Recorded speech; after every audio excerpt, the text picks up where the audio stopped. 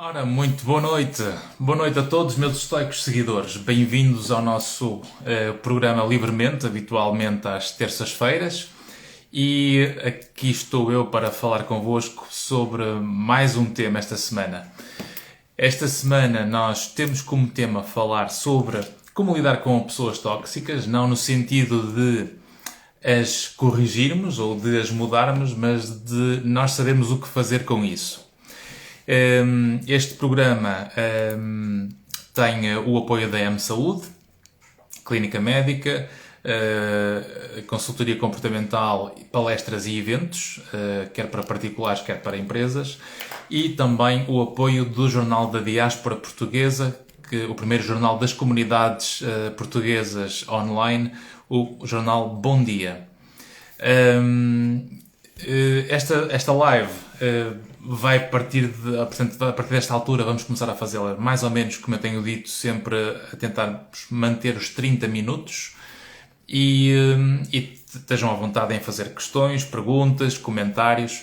Será sempre um gosto poder contar convosco para termos estas lives o mais interativas possíveis. Se tiverem questões, aliás, nós pusemos algumas questões ao longo desta semana, desde que anunciamos a live, e as perguntas que têm surgido têm a ver com isso. Portanto, como é que realmente eu lido com pessoas tóxicas? O que é que eu devo fazer para ignorar as invasões que as pessoas têm ou fazem connosco? Porque é que tudo o que digo é sempre julgado? Como é que nos adaptamos a estas pessoas? E uma pergunta que é também, onde é que está? Será que essas pessoas sabem mudar ou conseguem mudar? E começando por essa, aquilo que muitas vezes as pessoas perguntam, que é: será que as pessoas conseguem mudar? De facto conseguem. Nós todos conseguimos mudar, porque só as estátuas é que não mudam, não é? Portanto, nós realmente, quanto mais nós nos conhecemos e conseguimos aumentar a consciência das nossas características, da nossa personalidade, mais conseguimos entender as nossas emoções, e quanto mais nós conseguimos entender as nossas emoções e articular bem a consciência das nossas características, mais nós vamos conseguir melhorar os nossos comportamentos e a nossa adaptação. E, portanto, estes pilares entre aquilo que nós pensamos, o que nós sentimos e o que nós fazemos, quanto mais conscientes e congruentes eles estiverem entre si, mais conseguimos alinhar o que pensamos e o que sentimos e o que fazemos de uma forma mais genuína e espontânea de funcionarmos. Por isso, isto tem a ver com algumas, ou seja, estas nossas dicas que vamos falar hoje têm a ver com alguns estudos e um trabalho de uma colega psiquiatra, que é Marian Rojas Estapes, que es una española que por supuesto ha publicado un libro para que nosotros nos podemos entender las cosas. E por isso nós vamos tocar aqui em alguns aspectos que realmente têm a ver com a experiência e, acima de tudo, também com a evidência científica. Por isso, gerir pessoas tóxicas. Um primeiro ponto é a importância de nós gerirmos aquilo que dizemos. Ou seja, ser boa pessoa não é dizer tudo. Ser boa pessoa é conseguirmos gerir a informação para que a informação consiga ser transmitida do modo que nós consigamos proteger as consequências dessa informação. Porque saber comunicar e ser assertivo é essencial para nós funcionarmos uns com os outros. Se nós somos ingênuos, muitas vezes vamos dizer informação a pessoas que nós não conhecemos bem, e ao partilharmos informação com pessoas que nós não conhecemos bem, isso vai nos levar muitas vezes a dissabores e talvez a excesso de informação partilhada. Por isso, uma das coisas que nestas interações com as pessoas que podem usar informação contra nós, quando se tornam tóxicas, e nós aprendemos isso quando percebemos que as pessoas nos julgam a seguir sobre aquilo que nós fazemos e sobre aquilo que nós dizemos, e se isso nos tira o equilíbrio, uma das estratégias mais importantes é eu conseguir medir aquilo que eu transmito.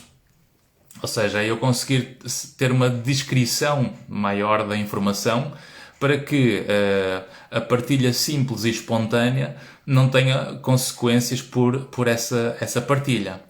Por isso, conseguirmos medir as consequências daquilo que dizemos é importante. E sem essa consciência nós não conseguimos mudar isso. Por exemplo, se eu, nas relações familiares, por exemplo, se a partilha da informação vai servir para me darem cabo do juízo a seguir, ou seja, vamos imaginar que, por exemplo, nos jovens que querem estar com um amigo, uma amiga, querem sair à noite todos os detalhes que dão dessa conversa ou dessa saída, ao partilharem, por exemplo, com o familiar, vai servir para serem julgados e criticados quando simplesmente não tem nada de errado ou foi algo que é só diferente daquilo que esse familiar pensa. Portanto, se eu transmito algo que é diferente daquilo que vocês pensam e aquilo que o outro acha é que está certo e só porque eu fiz diferente ou pensei diferente estou errado, então eu vou me sentir sempre criticado e julgado. Então há informação de escolhas de vida, de tomadas de decisão, que ao serem demasiado detalhadas e partilhadas, aumenta sempre as nossas próprias vulnerabilidades pelas consequências dessa informação. E por isso, se nós dizemos coisas que a seguir vão ser usadas para nos fazer sentir mal, sei lá, uma compra que fizeram, um gasto que para outra pessoa é errada, um passeio que decidiram fazer que se calhar para a outra pessoa não deviam ter feito. Muitas vezes o julgamento do outro, ao interferir constantemente por julgamento e excesso de crítica, faz com que nós temos que aprender que partilhar muito, se calhar não é assim tão bom com algumas pessoas. E portanto, se usam a informação contra nós para inibir ou anular a nossa maneira de ser, nós aumentamos sempre a nossa vulnerabilidade.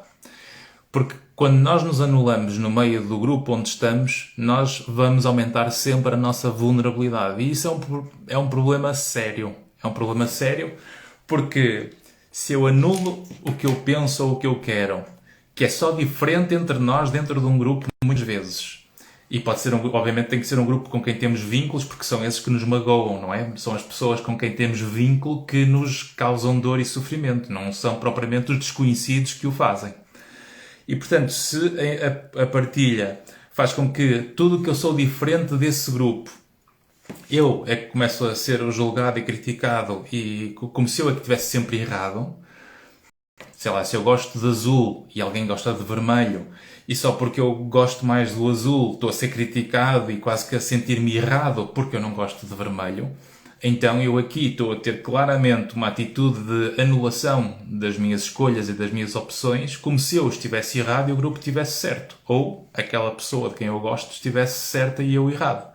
Isto acontece nas relações pais-filhos, acontece nas relações de namoro, nas relações conjugais, nas escolhas na relação profissional entre chefias e colaboradores. E, portanto, quanto menos eu consigo mostrar aquilo que sou, provavelmente eu vou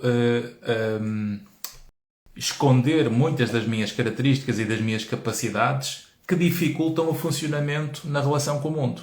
E, obviamente, se eu não consigo gerir a informação, se eu não sou assertivo nessa comunicação, eu aumento a minha vulnerabilidade e acabo por intoxicar o meu funcionamento. Um segundo ponto é evitar o contacto. Ou seja, se há pessoas que interferem constantemente, que nos dão cabo do juízo constantemente, eu tenho que perceber se eu posso mudar de contexto para, obviamente, afastar-me dos contextos que incomodam o funcionamento de uma forma constante, ou manter pelo menos uma distância funcional objetiva para conseguirmos trabalhar o suficiente para proteger o nosso equilíbrio. Portanto, fortalecer esses territórios e esses limites em termos de funcionamento com alguém, o ter que aguentar uma relação que é mais tóxica do que valiosa, eu tenho que perceber o que é que eu estou a segurar nessa relação. Portanto, se eu acabo por querer segurar uma relação por medo da perda, mas quando o valor dessa relação não compensa o risco de a perder, eu acabo por não arriscar mudar, segurando muitas vezes um valor que é fraco e que não me está a permanentemente a afundar e tirar valor.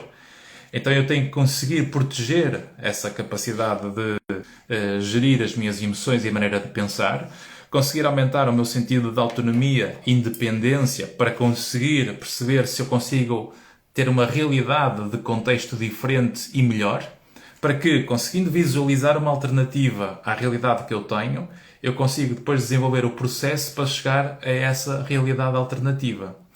Porque se eu não tenho a estratégia de pensar na realidade alternativa quando as coisas estão mal, o que pode acontecer é que nós, ao vermos a realidade, portanto, a realidade que temos má e ao simplesmente ficar com um sofrimento mais agudo nesse desgaste, dessa toxicidade, se eu simplesmente só quero sair dessa toxicidade e desse ambiente e não tenho uma estratégia ou uma alternativa de visão que me consiga também ser sustentável, muitas vezes isso leva a arrependimento e a voltar para a relação tóxica. Então eu preciso primeiro ficar inteiro na construção do meu próprio valor e de uma construção de uma alternativa estratégica para que eu consiga perceber que entre o mundo que tenho e o novo mundo que quero, eu consigo visualizar essa realidade alternativa. E aí eu consigo, obviamente, aumentar a coragem de conseguir fazer essa transição e essa mudança. Porque senão eu passo a viver em conflito ou em anulação individual.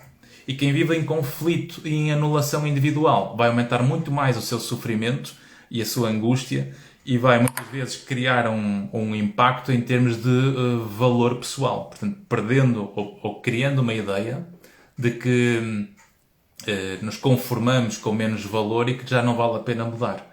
E é por isso que muitas vezes as ambições vão mudando na vida, os desejos e muitas vezes as escolhas começam a ficar muito mais reduzidas porque a pessoa vai se conformando com a vida.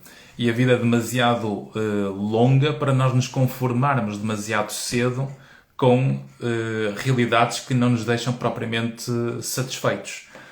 Só que é tal coisa, sair por reação ao mundo que nós não gostamos ou com uma realidade que nos é tóxica e sairmos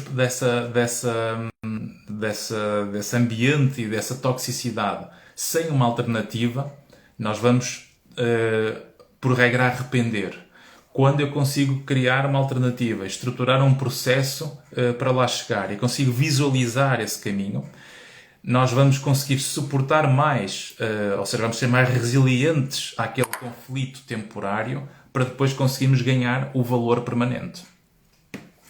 Um terceiro ponto,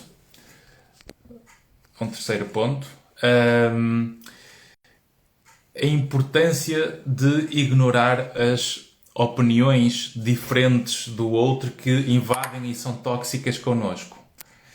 E, portanto, se eu não consigo... estou aqui a receber sempre mensagens, estou aqui a tirar estas notificações.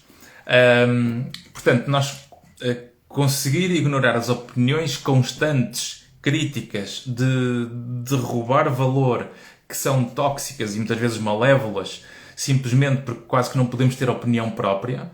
Quando eu estou com alguém que nunca me deixa ter opinião própria, geralmente esse alguém é uma pessoa mais frágil e insegura. Então ele precisa diminuir o outro para conseguir proteger o seu valor. Quando nós somos mais maduros e mais fortes emocionalmente, nós percebemos que podemos ter opiniões diferentes, que isso não faz com que o nosso valor seja pior. E, portanto, e geralmente é isso que nos faz evoluir em conjunto. Portanto, se vocês tiverem uma opinião diferente da minha e eu conseguir ter uma opinião diferente da vossa e conseguimos sustentar os nossos argumentos e aceitarmos as diferenças, nós vamos aprofundando a conversa até chegarmos a uma criação de valor conjunto para ambos. Porque nós geralmente temos sempre mais a aprender do que a ensinar, porque o mundo está cheio de informação que nós não conseguimos absorver. Por isso é que são 2 ouvidos e uma boca, para ouvir mais do que falar. E por isso, quando conseguimos ter uma escuta ativa sobre o que o outro nos diz, nós obviamente conseguimos aprender algo sobre o outro que podemos concordar ou não, e não concordando podemos contrapor, o outro não concordando pode contrapor, e isso faz-nos evoluir aos dois. Se tudo que eu digo estou sempre errado, e eu valorizo tudo como se fosse uma verdade absoluta e fico com raiva e com ódio e com ressentimento com aquilo que o outro me diz, então isto leva a uma ofensa rápida do meu lado, e a ofensa rápida do meu lado, com esse ressentimento fácil, vai-nos pôr também alguém mais desvalorizado e geralmente mais revoltado para com o mundo. E se eu fico a viver mais revoltado com o mundo, eu acabo por criar mais conflitos. E ao criar mais conflitos, eu vou reduzir a minha estabilidade. E se eu reduzo a minha estabilidade porque tenho mais conflitos, eu vou ter mais perdas. E se eu tenho mais perdas, eu vou sofrer mais. E portanto, por isso é que esse lado negro da força, não é? The dark side of the force, leva-nos para um território que não é bem-vindo e que temos realmente de saber travar emocionalmente essas reações que muitas vezes são espontâneas e que nos causam dor e sofrimento. E por isso, tendo em conta que o sofrimento é inevitável em muitas situações da nossa vida, saber o que fazer com ele e dar-lhe um sentido ajuda-nos a ter mais paz para conseguir fazer melhores escolhas, porque temos melhor consciência, com melhor gestão emocional, e isso leva-nos depois a uma melhor tomada de decisão. Se tiverem perguntas ou dúvidas, vão colocando. Eu estou obrigado, Marcos. Deixem-me só pôr aqui esta partilha do Marcos, obrigado. E, portanto, ignorar as opiniões e não valorizar essas opiniões quando estão sempre a querer derrubar e destruir, porque se alguém destrói o valor no outro, ou naquilo que o outro diz ou pensa, e se esse destruir valor do outro não tem um sentido crítico construtivo, ou seja, se é destruir por destruir, essa pessoa geralmente está sempre mais frágil. Por isso é que o agressor geralmente é alguém que já não consegue ter bons argumentos, então ele tem que denegrir ou afundar ou ser mau para o outro.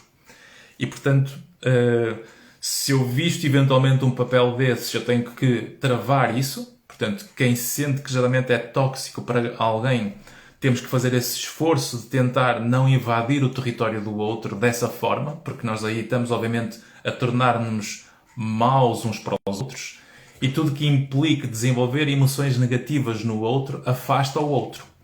E portanto, se eu invado o vosso espaço, se eu vos critico de uma forma gratuita, sem uma utilidade para criar valor em cada um de vós, isto faz com que afaste a relação. E por isso, qualquer relação de valor implica essa crítica construtiva em que a opinião tem que servir para criar valor. E quando nós damos valor à pessoa e criticamos os comportamentos, eu, ao criticar o comportamento, só estou a querer criticar esse comportamento para melhorar o comportamento, porque eu conheço o valor da pessoa. E se eu consigo perceber o valor da pessoa através da crítica ao comportamento, eu consigo diferenciar o comportamento do valor permanente da pessoa. Porque todas as nossas falhas são temporárias. O nosso valor tem que ser mais permanente. Por isso, ignorar as opiniões e não valorizá-las tanto emocionalmente é fundamental. Um terceiro ponto, aliás, um quarto ponto, é não dar aos outros tanto poder sobre a nossa vida ou sobre a nossa saúde. Obrigado, colega. Aqui a nossa colega do Brasil, Karine. Uma boa noite aí. Boa noite, Isabel, também. Da Suíça? Não, se calhar é.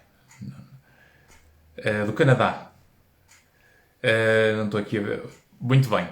Portanto, o quarto ponto é não dar aos outros tanto poder sobre a nossa vida ou sobre a nossa saúde. Portanto, nós conhecemos claramente o peso desta toxicidade na nossa vida. E reparem uma coisa, se nós estamos em sofrimento com alguma coisa que nos acontece na vida, por contextos que estão a ser tóxicos, criados por pessoas com quem temos vínculo e que muitas vezes estão a ser tóxicas nesse contexto.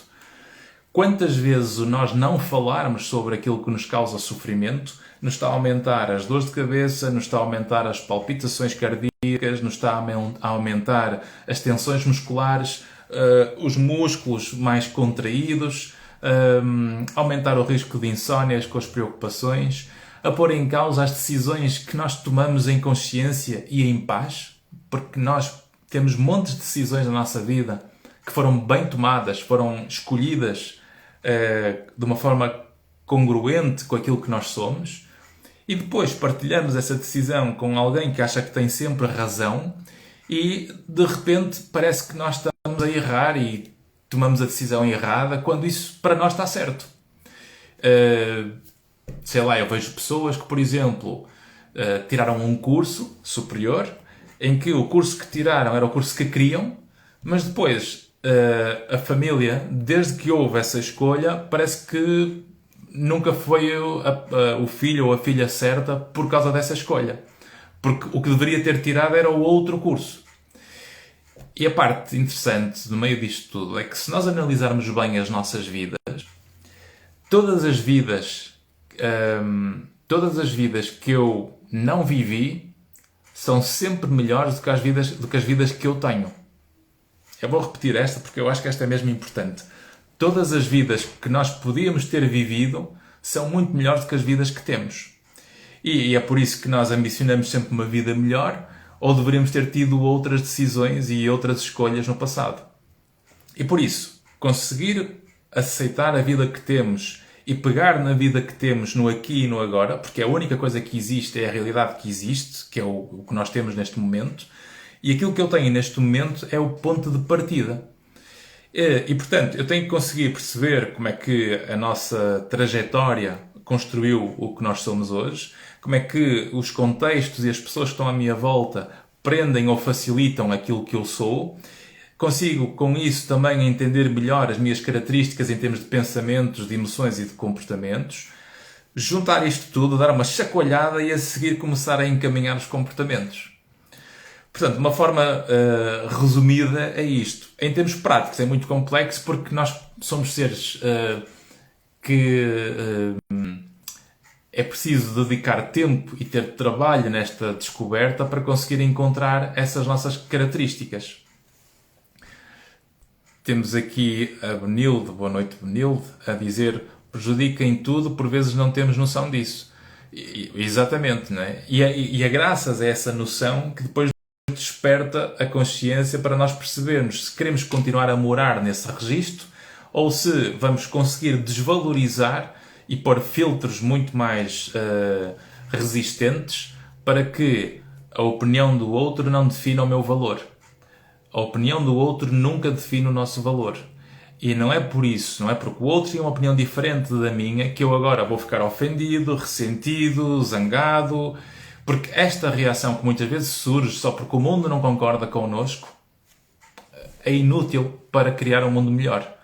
Porque eu afasto as pessoas se eu entro em conflito com elas. Por isso é que é mesmo muito importante nós conseguirmos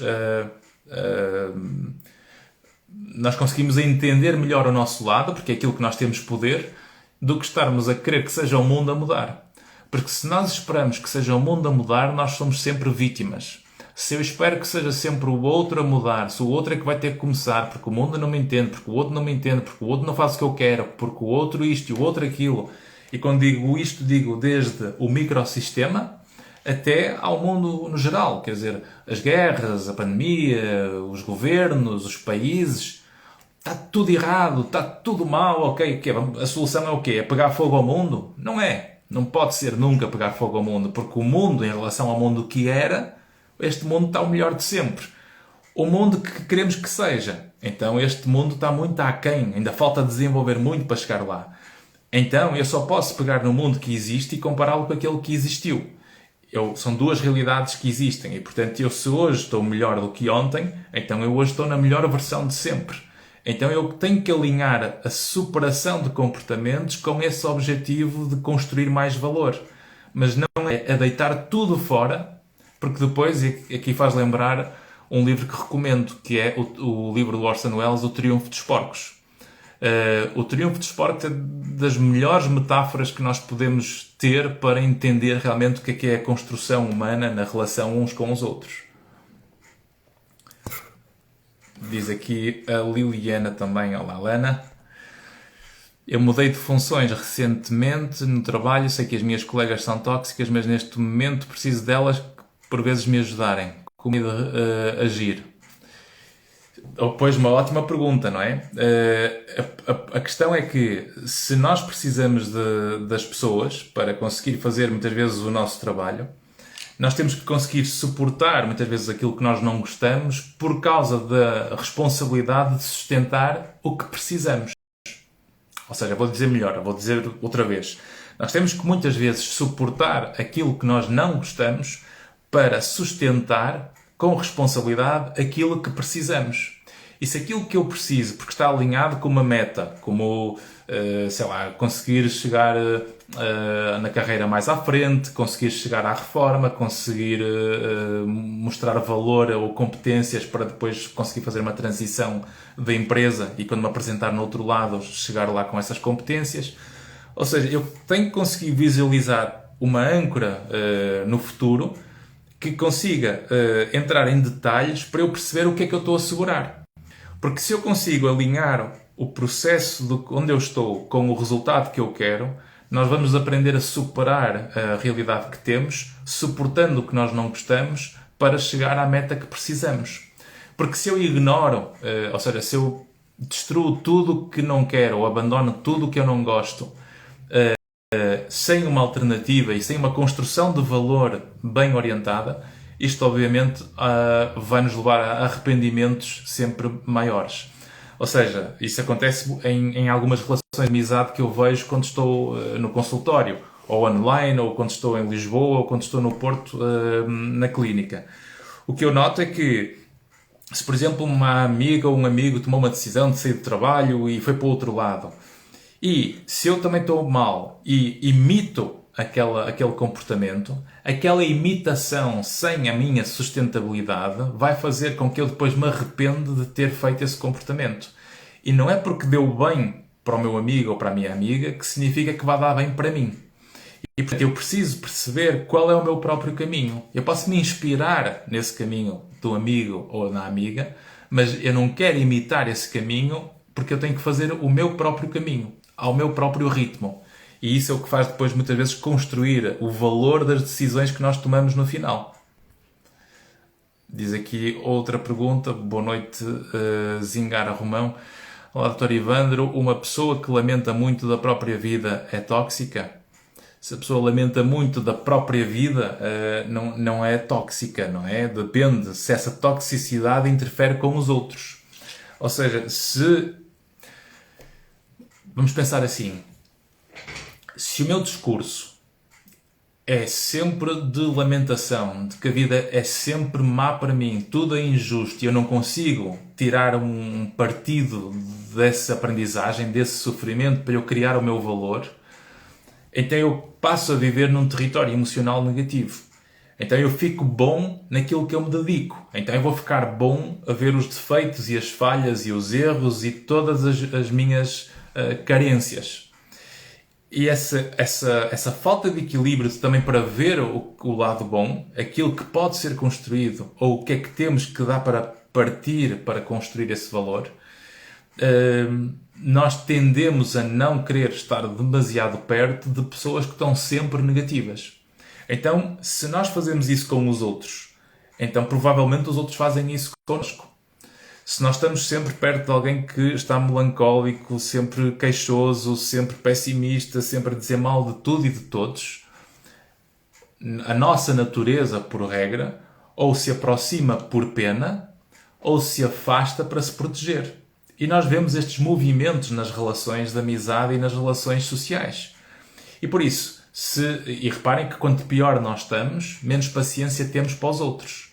Então, se os outros nos pedem algo quando nós estamos com menos paciência, Ou eu me desgasto a fazer de conta que ajudo, ou então disparo de uma forma agressiva para com o outro.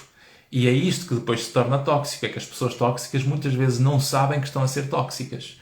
Então nós, quanto mais conseguimos aprender estes padrões, mais conseguimos apanhar em flagrante e de forma consciente as nossas características para que elas passem a ser mais bem geridas, o que se tornam virtudes, e não mal geridas, o que são defeitos. Ou seja, não estamos a dizer mal das características. Cá está aquilo que eu disse há pouco. Estamos a criticar o comportamento para conseguir proteger o valor. E se eu critico o comportamento, eu posso analisar esse comportamento e criticar esse comportamento porque eu estou a querer proteger o valor permanente que todos nós podemos desenvolver. Por isso, esta é uma das formas de conseguir lidar com esta toxicidade à nossa volta. A importância que nós damos às coisas é tal coisa. Isto voltando aqui ao quarto ponto. Se eu dou poder aos outros de interferir na minha saúde, no sentido em que eu assumo que o que o outro diz está sempre certo, ou que o outro diz está a me irritar porque não concorda comigo, se escondo, o meu corpo manifesta sintomas, como eu disse há pouco. Se eu não escondo e vocifero em comunicação tóxica também, então vai escalando o conflito até chegar a uma altura em que ele se torna insustentável. E quando temos um conflito que se torna insustentável, passamos aquilo que é o ponto sem retorno. E quando há um ponto sem retorno, o que acontece a seguir é que já não conseguimos voltar àquela baseline de equilíbrio que havia antes e a relação fica quase que ressentida permanentemente. Então, por regra aí, o ideal é realmente estarmos em mundos diferentes, em contextos diferentes, em realidades diferentes, porque, como diz o ditado e bem, não é? Muitas vezes longe da vista, longe do coração. Diz aqui Elka Andrade. Boa noite, Elka. Como lidar com o pai tóxico, denigra, humilha e diminui os filhos? Boa pergunta, Elka. É um pouco na mesma linha, quer dizer, eu posso ir perdendo valor com a forma como sou esmagado nessa toxicidade, ou então eu não me vou deixar definir nessa toxicidade e vou aproveitar quase que essas emoções negativas que surgem para eu descobrir como é que eu vou arranjar uma alternativa, criando um caminho que me consiga proteger autonomia e independência. E se eu conseguir criar autonomia e independência, consigo ter a força suficiente para suportar o processo para até chegar ao dia em que eu consigo sair dessa realidade, mostrando que consigo viver sem essa necessidade das pessoas tóxicas à minha volta. Estou a ver aqui mais uns comentários. Obrigado por me seguirem. Estão aqui a aparecer algumas pessoas. Obrigado. Diz aqui ainda mais uma pergunta da Zingara Romão. Será que esta moda de nos livrarmos das pessoas tóxicas não nos tornaremos pessoas sem empatia e tolerância? Atenção, obrigado. É uma boa pergunta, Zingara. Livrar das pessoas tóxicas, não estamos a falar de pessoas que nos chateiam de vez em quando ou que temos atritos de vez em quando. Isso não são pessoas tóxicas, não é? Podemos ter opiniões diferentes e entrarmos num debate e uma discussão de temas diferentes ou de decisões diferentes, mas ou seja, qual é a mensagem principal aqui que importa transmitir?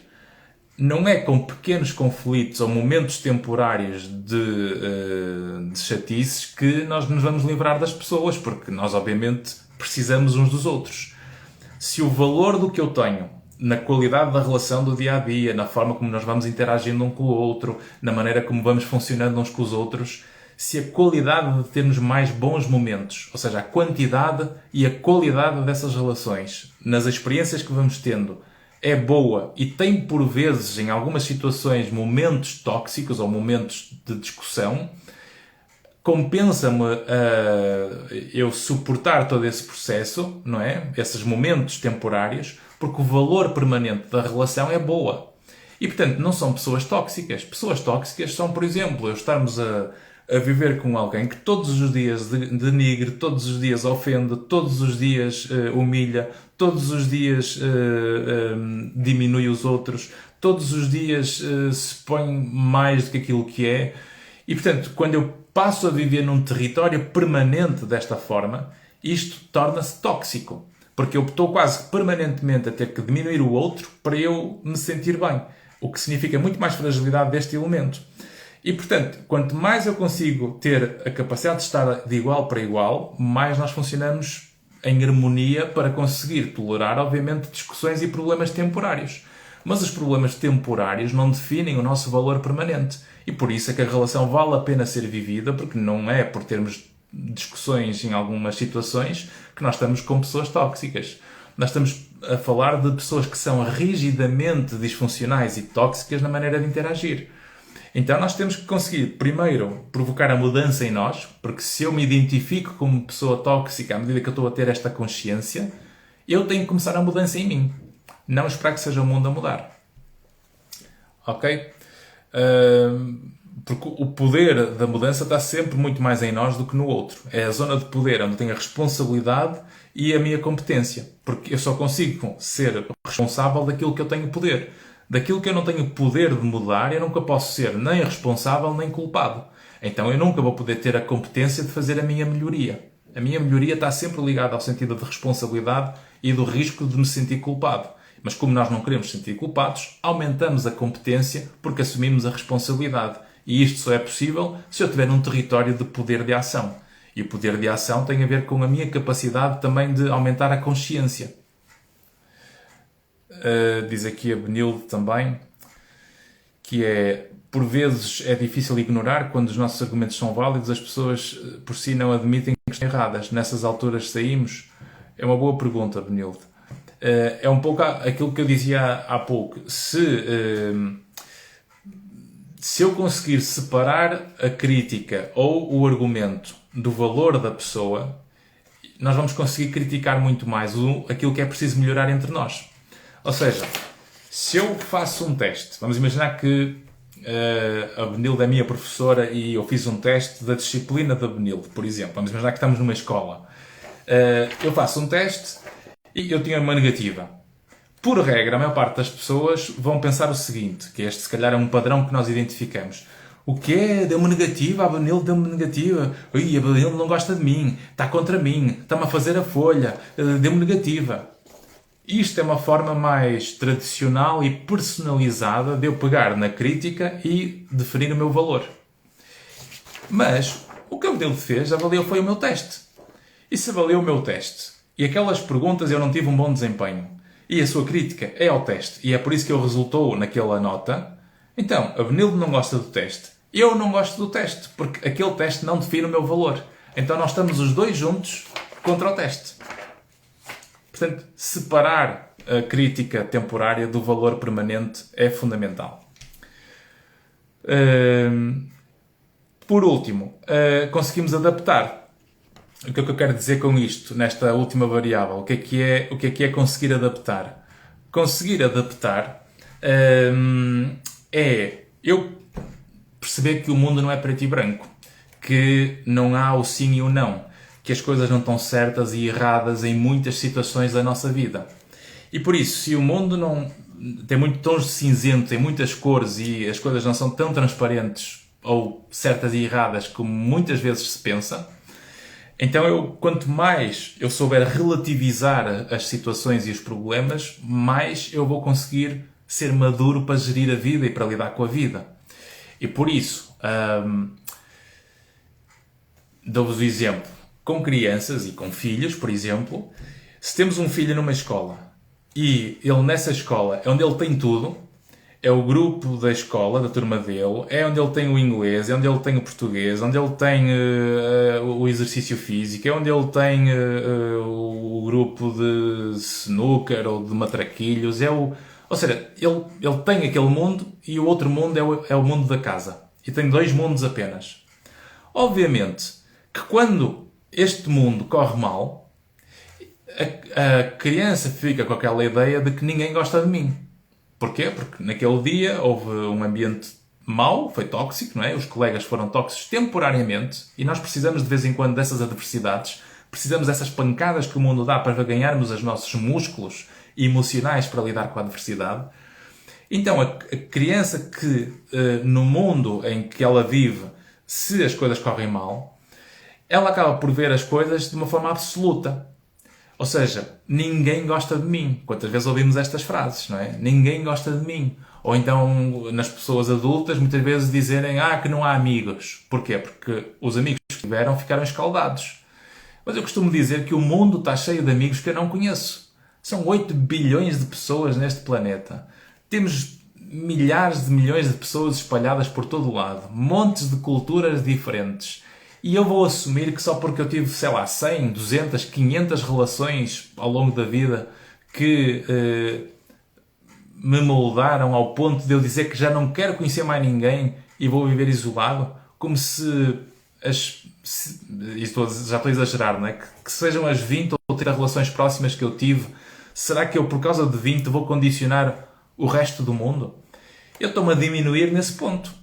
Porque se eu acho que eu não posso expandir as minhas relações de amizade porque as anteriores correram mal, a mesma coisa nos namoros, se correram mal. Ou seja, se eu tive 5 ou 6 relações que foram más para mim, que nunca me deixaram ser quem eu queria ser, e de repente eu digo, não quero mais nenhuma mulher, ou dizemos, não, eu não quero mais nenhum homem, e afastamos o mundo desconhecido, que não sabemos quem são, de uma forma cega, o que estou a dizer naquele momento é que eu estou-me a diminuir em termos de valor. Ou seja, eu não mereço mais do que aquilo que eu tive. E isto, obviamente, é sempre uma vulnerabilidade nossa. Enquanto eu tiver este discurso e não me aperceber dele, eu posso, por exemplo, tornar-me uma pessoa mais problemática ou mais vulnerável na relação com os outros. Porque o outro, vamos imaginar que encontramos alguém que se quer aproximar de nós. E se nós estamos sempre à defesa e sempre a dar com os pés, ou sempre a rejeitar, o outro vai dizer, olha, eu lamento, mas afinal não quero nada contigo. E nós dizemos, cá está, eu sabia, o mundo não quer nada comigo. Porquê? Porque as minhas relações anteriores disseram que não. Então eu acabo por condicionar o próprio resultado que eu digo que não quero ter. Então eu vou validando a minha própria teoria porque não consegui mudar o prisma dessa crença à partida, por causa do que eu vivi, da maneira de interpretar as coisas. Ou seja, esta forma narrativa de interpretar o mundo, que tem a ver com a articulação do pensamento, que está sustentada em crenças que vêm dos axiomas da base com que se constrói a sociedade e os valores na educação, quanto mais eu consigo analisar e decompor em partes essas bases conscientes com que nós funcionamos, vamos conseguir melhorar, obviamente, e entregar mais o valor à relação com os outros. Porque é nessa expansão que nós vamos encontrar mais e melhor do que aquilo que tivemos. Senão estamos, obviamente, a limitar. Está aqui a perguntar se MS Cardoso, esta live vai ficar disponível mais tarde? Vai, com certeza. Vai ficar aqui no Instagram e vai ficar também disponível no meu canal do YouTube, que vos convido a ir subscrever, porque só faltam 5 pessoas ou 6 para conseguirmos passar aos 700 subscritores. Portanto, convido-vos a irem depois ao meu canal do YouTube, que está no meu link da bio, para se quiserem ir lá ver. Portanto, neste ponto, tem aqui mais uma pergunta. Diz aqui a Karine, nossa colega psicóloga brasileira, excelente analogia, uma crítica ao comportamento não é uma crítica ao valor da pessoa. Literalmente, é isso mesmo. É isto. Estão a ver aqui. Ok, obrigado, Karine. Depois, regras, pressupostos, talvez ancoradas muitas vezes em crenças disfuncionais, talvez, claramente, não é? E por isso é que é importante entender as nossas crenças. E por isso, quando eu estava a falar desta última estratégia, a quinta, que é aprender a adaptar-se, é eu perceber que quanto mais contextos eu estou inserido, voltando ao exemplo da criança, se eu tiver a escola, tiver o grupo do prédio onde vivo, se eu tiver o grupo do ginásio, se eu tiver o grupo dos escuteiros, o grupo disto ou daquilo, então se eu tiver estes vários grupos, quando um corre mal, eu já não vou ter a ideia de que ninguém gosta de mim. Não, é só aquele.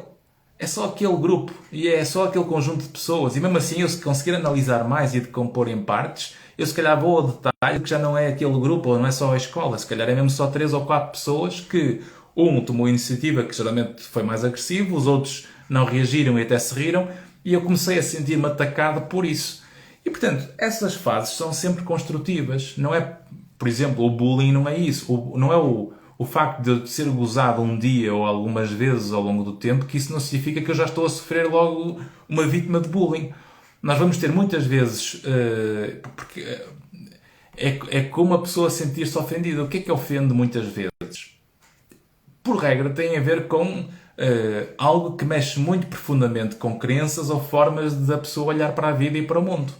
Portanto, se eu transformo tudo aquilo que ninguém concorda comigo num problema, se calhar na escola, no trabalho, nos amigos, nisto e naquilo, no outro, se eu tenho 6 ou 7 grupos e eu começo a achar que está tudo contra mim, que é o mundo contra mim, etc., a melhor virtude nesse momento que eu posso ter, quando eu estou nesse discurso de achar que está tudo contra mim, se calhar é eu perceber que o fator comum a 7 coisas diferentes sou eu. O que passa um poder para as minhas mãos de eu poder, se calhar, me responsabilizar mais por aquilo que me põe a jeito de estar nesta visão que me faz sofrer muito mais, para eu querer quase que controlar aquilo que eu não tenho poder. E quem quer controlar o que não tem poder, por regra, compra sempre sofrimento por regra. Obrigado, Rosa. Excelente live, muito obrigado. Portanto, o nosso tempo está no final. Espero que tenha sido útil vários destes detalhes que nós falamos. Esta live vai ficar aqui disponível no Instagram. Se tiverem amigos ou se quiserem rever ou familiares que possam ter utilidade em ver esta live, convido-vos a marcarem nos comentários no post que vai ficar disponível para depois partilharem. Se der para partilhar nos stories também agradeço, porque estamos nesta fase também de expansão e de partilha destas informações. E acima de tudo, quanto mais nós conseguimos levar ciência, metáforas e exemplos às pessoas, para que cada um de nós possa ser mais inteiro, nós obviamente conseguimos construir melhores relações uns com os outros, e esta é a missão deste projeto online, é conseguir ajudar cada um a descobrir-se mais, a descobrir quem é, como é que a ciência pode estar ao seu serviço, porque o que eu vos estou a partilhar não tem a ver com a minha opinião em particular, ou seja, a minha experiência e a minha opinião têm obviamente um contributo, mas é essencialmente ancorado naquilo que a ciência do comportamento da excelência tem trazido à evidência, que é a psicologia. E graças à ciência nós conseguimos, obviamente, servir muito mais a construção e o valor das pessoas. E é por isso que, enquanto psicólogo clínico, psicoterapeuta e professor universitário nesta área, gosto de fazer isto precisamente para ajudar a construir esse valor. Obviamente, isto num contexto mais generalista, obviamente aqui mais para massas, não é? No online, porque isto não tem a ver com mensagens particulares para cada um de vocês. Por isso, não personalizem, porque estamos a falar no geral, porque eu não consigo perceber, nem estou a falar para ninguém em particular, ok? É um gosto, Bárbara. Da minha parte, gostei muito de ter esta live convosco. Na próxima semana cá estaremos, na próxima live. Agradecer mais uma vez ao apoio da M Saúde e do jornal Bom Dia. E uma boa noite a todos e um abraço estoico.